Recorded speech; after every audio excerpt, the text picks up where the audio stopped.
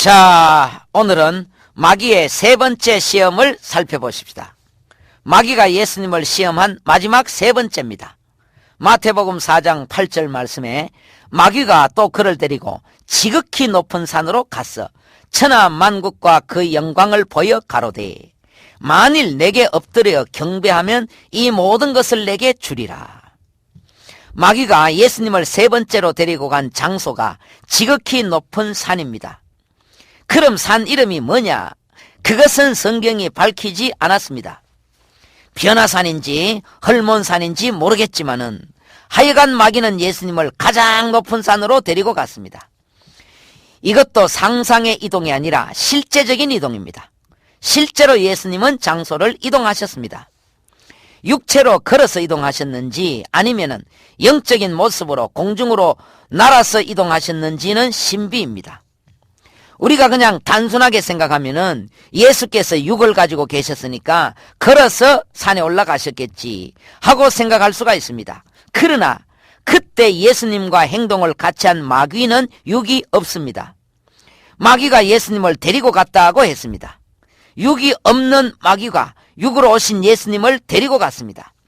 그러니까 그 방법을 단정하는 것이 그렇게 쉬운 문제가 아닙니다. 다만 우리는 경외심을 가지고 성경이 침묵하는 그 선에서 역시 침묵해야 됩니다. 마귀가 지극히 높은 산으로 가서 천하 만국과 그 영광을 보여줬다 했습니다. 물론 아무리 높은 산이라도 천하 만국을 다 볼 수는 없습니다. 그러나 제유법적 과장이라는 것이 있습니다. 제유법적 과장이란 일부로서 전체를 나타내는 과장법입니다. 일부가 전체를 상징하는 것입니다. 이때 마귀가 보여준 장면도 상상의 장면이 아니라 실제적인 장면입니다. 만약 머릿속에 상상의 장면이라면 구태여 지극히 높은 산까지 올라갈 필요가 없는 것입니다. 그러나 마귀는 세상 영광을 마치 지도나 그림처럼 아름답게 설명하기 위해서 보이고자 했기 때문에 가능한 높은 곳을 택했던 것입니다. 천하 만국과 그 영광을 보여 가로되 마귀는 항상 그 영광만을 보여줍니다. 낚시를 할 때 바늘에 미끼를 꿰면은 바늘은 안 보이고 미끼만 보입니다. 그래서 고기가 걸려들잖아요. 사탄의 작전이 바로 그것입니다. 사탄이 보여주고 인간을 넘어지게 하는 것입니다. 바로 미끼입니다. 그 속에 엄청난 마수가 들어있다는 것을 깨닫는 것은 이미 물렸을 때입니다. 사탄이 보여준 미끼는 세상과 그 화려한 영광이라는 그야말로 달콤한 미끼입니다. 예수께서 왜 시험 받으셨다 했습니까? 우리를 위해서 시험 받으셨습니다. 우리 주님은 사탄의 무기를 다 노출시켰습니다. 이것이 바로 사탄의 공격 무기라는 것을 우리는 알아야 됩니다. 우리는 세상에 살고 있기 때문에 세상의 영광 앞에 서면은 다 넘어집니다. 그러나 그 세상은 결국 믿음을 등지게 하고 인생을 망하게 합니다. 바울의 동력자였던 데마는 세상 영광에서 헤어나지 못하고 결국 세상으로 빠져버렸습니다. 세상이란 게 이렇게 무서운 것입니다. 위대한 사도 바울의 동력자인 데마가 그랬구나. 그걸 보기 전에 세상이란 게 그만큼 무서운 것이로구나. 그것을 알아야 합니다. 사랑하는 극동방송 가족 여러분, 우리는 꽃이 활짝 피었을 때만 보시면 안 됩니다. 바로 그 꽃이 불과 며칠 뒤에 초라하게 시들어버리는 것을 볼 줄 알아야 합니다. 우리는 20대 30대 젊었을 때만 보시면 안 됩니다. 바로 그 몸이 또 20년 30년이 지나면 맥없이 쭈글쭈글해지는 것을 볼 줄 알아야 됩니다. 우리는 이 세상의 현란한 영광만을 보면 안 됩니다. 결국 나에게도 혈혈단신 요단강 건널 날이 있음을 기억해야 됩니다. 마귀가 보여주는 것은 불과 며칠만 지나면 지나가 버릴 영광만을 보여줍니다. 거기에 속아 넘어가시면 안 됩니다. 우리 인생은 70이요 강건해도 80입니다. 하나님은 인생을 손바닥만하게 어찌 그리도 허무하게 만드셨습니다. 그러므로 이런 허무한 인생들에게 중요한 것은 이 세상이 아니라 영원한 천국입니다. 그러나 마귀는 먼저 달콤한 쾌락이나 순간적인 영광을 몇 개 손에 쥐어주고는 영원한 멸망으로 끌고 가는 것입니다. 천하만국과 그 영광을 보여 가로되, 마귀는 말로만 유혹하는 것이 아니라 유혹의 대상 자체를 보여줬습니다.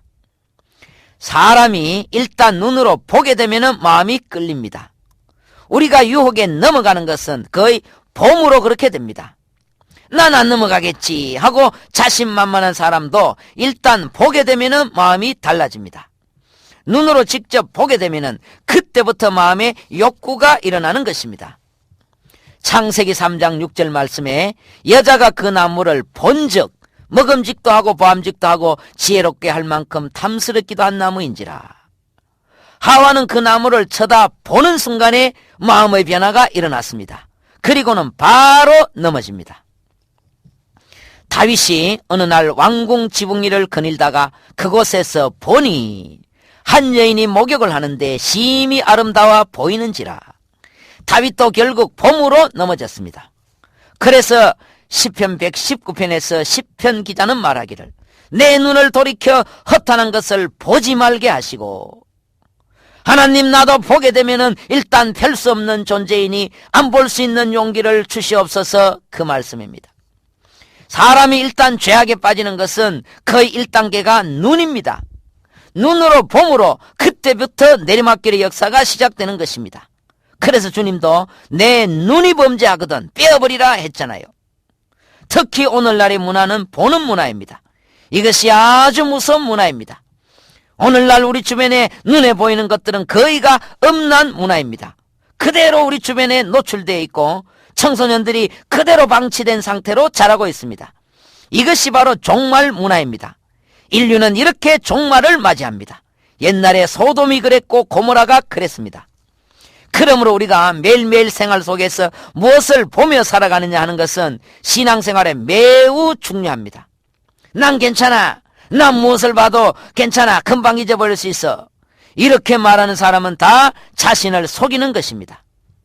사탄은 일단 보여줌으로 자신의 계획을 시작했다는 것을 기억하셔야 됩니다. 그런데 지금 마귀가 천하만국과 그 영광을 보여주면서 내건 조건은 단 하나입니다. 그것은 엎드려 내게 경배하라는 것입니다. 엎드려 내게 경배만 하면은 태초에 아담이 실족해서 마귀에게 넘겨져 버린 그 천하만국을 다시 되돌려 주겠다는 것입니다.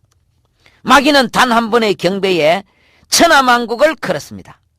이게 어떻게 보면은 아무것도 아닌 것 같지만은, 그러나 그 속에는 무서운 영적인 음모, 천하보다 귀한 영혼을 뺏고 빼앗는 무서운 마수가 숨어 있는 것입니다. 앞에 2번의 시험은 다 둘러립니다. 물론 그 2번의 시험이 중요하지 않다는 말은 아닙니다. 그러나 만약에 저울이 있어서 그 시험들을 달아볼 수 있다면 이 3번째 시험은 앞에 2번 시험을 합친 것보다 훨씬 비중이 클 것입니다. 그러니까 마귀가 그것을 제일 나중에 했잖아요. 자, 예를 들어 보십시다.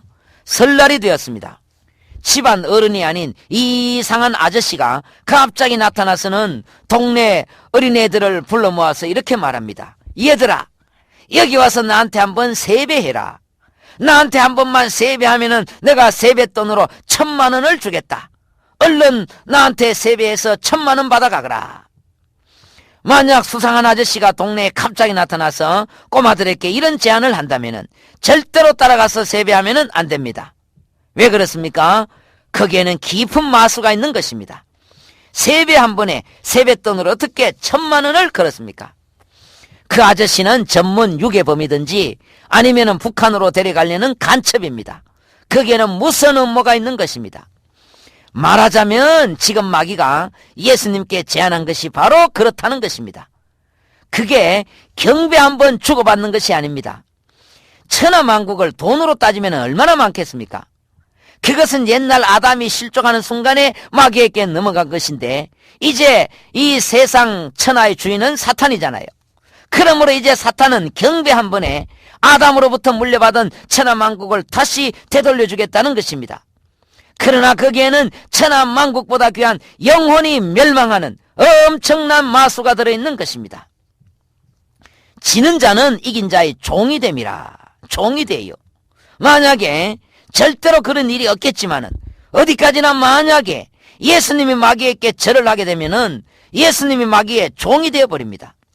그러면 천하만국도 다시 그대로 마귀의 수중에 들어가게 되고 예수 믿고 구원받은 성도들도 마귀 수중으로 몽땅 들어가서 마귀가 지옥 갈 때 함께 지옥으로 몽땅 다 들어가는 것입니다. 그러면 창조주와 피조물 사이에 이 우주의 질서가 어떻게 되겠습니까? 마귀는 지금 그것을 노리고 있는 것입니다. 마귀는 원래 천사들입니다. 하나님이 마귀를 마귀로 창조한 것이 아니라 천사가 타락해서 마귀가 되었습니다. 타락한 이유는 나도 하나님과 같이 되어서 경배를 받아보자는 것입니다. 마귀는 하나님의 가장 뛰어난 걸작품이었습니다. 천사 중에서도 가장 아름다운 천사 그룹이었습니다. 그러나 그게 교만이 되어서 나도 하나님처럼 다른 피조물에게 경배받을 수 없나, 이 생각이 들면서 타락의 길을 걷습니다. 그래서 드디어는 하늘의 다른 천사 3분의 1을 이끌고 쿠데타를 일으킵니다. 이유는 오직 하나, 나도 하나님처럼 다른 피조물들에게 경배받아보자. 오직 이 하나의 이유입니다. 그러나 결국 그것 때문에 하늘에서 쫓겨나게 되고 그 아름다웠던 천사의 모습이 흉측한 사탄, 마귀가 된 것입니다. 사탄은 이렇게 외모는 흉측하게 변했지만은 그 본성은 결코 변하지 않았습니다. 오늘도 마귀의 꿈에도 소원은 경배받는 것입니다. 마귀의 가장 마음 깊은 곳에는 오늘도 이것으로 꽉 차 있습니다. 물도 놓고 절하고 밥에 놓고 절하고 사진 걸어놓고 절하고 무덤 앞에 절하고 돼지머리 앞에 절하고 마귀는 앞에 무엇을 놓았느냐 하는 것은 상관치 않습니다. 하여간 뭘 놓았든지 거기에 절하고 경배하고 마음을 드리는 그 장소에는 어김없이 마귀가 웅크리고 앉아 있습니다. 그래서 제사가 그렇게 무서운 것입니다. 마귀가 사람들에게 복을 주면은 자꾸 마귀를 불러 모아야지요. 그러나 마귀는 결국 재앙을 불러일으키고 결국 영육간에 망하게 하고 결국 지옥까지 끌고 갑니다. 마귀가 만약에 돈 벌려다가 타락했다면은 대기업이나 복덕방에 마귀가 다 모일 것입니다. 마귀가 만약 춤추다가 타락했다면은 캐바레에 가면은 마귀가 우글우글 할 것입니다. 그러나 마귀는 거기에는 안중에도 없습니다. 마귀는 경배를 받으려다가 타락했다는 것을 기억하셔야 됩니다. 그러기에 오늘날도 마귀는 제사 지내고 절하는 그곳만 찾아다닙니다. 마귀는 그렇게 먹고 사는 존재입니다. 마귀의 꿈에도 소원이 바로 경배받는 것인데, 그것도 자신을 만드신 창조주 예수님이 자신에게 절 한 번만 하면은 그것은 완전히 이 우주의 질서가 거꾸로 되어버리는 것입니다. 그러니까 그 한 번의 경배에 사탄은 천하만국을 건 것입니다. 이것이 마귀의 세 번째 마지막 시험이었습니다. 이 사탄은 오늘 우리에게도 똑같이 그렇게 합니다. 죽어가는 짐승이 가장 사납게 물듯이 마귀의 최후 공격이 가장 심각합니다. 그러나 그 말은 이제 곧 사탄의 공격 무기가 이제 곧 없어진다는 증거이기도 합니다. 그러므로 우리는 늘 하나님의 전신갑주로 무장해야 됩니다. 우리의 싸움은 아직은 끝나지 않았습니다. 사탄의 최후의 공격과 마지막 무기를 항상 준비해야 됩니다. 마지막 시대의 사탄은 어떤 방법과 어떤 모양으로 최후의 공격으로 덤벼들지 아무도 예측할 수 없습니다. 특별히 우리는 세상을 조심하며 천하만국과 그 영광을 조심해야 됩니다. 사탄은 예수님께 마지막으로 이것을 유혹의 미끼로 던졌고 단 한 번의 경배를 요구했다는 것을 기억하셔야 됩니다. 지금 한국의 우상숭배가 얼마나 성행하고 있는지 모릅니다. 아무리 경제가 발전하고 정치가 안정되고 교육 수준이 높아도 그 나라에 우상숭배가 만연하면은 그게 바로 나라가 망하는 지름길입니다. 우상숭배는 3, 4대의 저주가 타고 내려가서 먼저는 가문이 망하고 결국은 나라를 망하게 하는 그렇게 무서운 죄악인 것입니다. 가문이 망하는 우상숭배 제사는 단호히 끊으시고 나와 내 집은 오직 여호와만 섬기시기를 바랍니다. 은혜로운 날 되십시오.